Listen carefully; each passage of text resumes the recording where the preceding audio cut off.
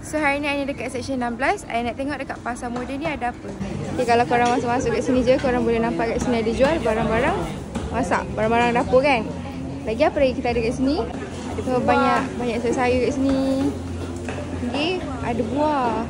Siapa yang suka buah-buah tu, kalau korang nak cari buah-buah, sebab nampak tu ni, buah-buah dia pun semua nampak fresh je. Tapai pun ada. Sekarang ni perasan, kalau kat pasar susah nak cari tapai. Kat sini ada tapai. Saya kalau pisang ni, satu longkok RM4 je. Dan kita ada krepek kat sini. Ni siapa yang suka mengunyah ni, siapa nak makan-makan boleh. Ni berapa ringgit je? RM10 je weh. Ada papa laris. Papa laris pun ada. Lepas tu kita ada tempe. Tempe goreng. Ni semua ni RM10 je. Kat sini pun ada kuih jual-jual. Ada cakoi, ada pisang goreng, donat, macam-macam. Kat sini kuih kira macam mana? Kalau beli satu 70 sen. Satu 70 Kalau sen. dua sini 40 sen. Sini 40 sen. Kalau tiga dah kira RM2 je. Kat sini pula tak, kita ada. Kat sini ada macam-macam lauk.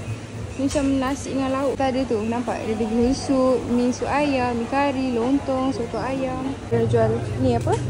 Laksa lemak ni. Laksam tak ni? Favourite orang ramai. Laksam pun ada juga kat sini. Kat sini barang-barang basah pun ada. Sebab ada ayam. Ni kalau korang datang awal-awal lagi, pagi lagi, kat sini penuh ni ayam. So dekat sini pun kita ada, tengok ni. Kat sini kita ada ikan. Tak, ada ketam. Semua ni semua fresh-fresh lagi. Cuma je korang kena datang pagi. Kalau pagi kat sini semua penuh lagi kat sini. Soton kat sini pun semua besar-besar. Udang ada. Ni semua ni fresh lagi ni. Dekat sini kita ada gerobak beg guna semula. So maksudnya diorang dah sediakan beg-beg ni, korang boleh ambil je. Korang boleh ambil, korang boleh guna untuk nak pakai beli barang nanti. So sesuai lah kalau korang nak datang sini, korang nak cari barang basah ke, cari barang dapur, barang masak. Kat sini pun ada jual juga makanan-makanan yang mi Jawa, lontong semua tu. So korang boleh datang kat sini je.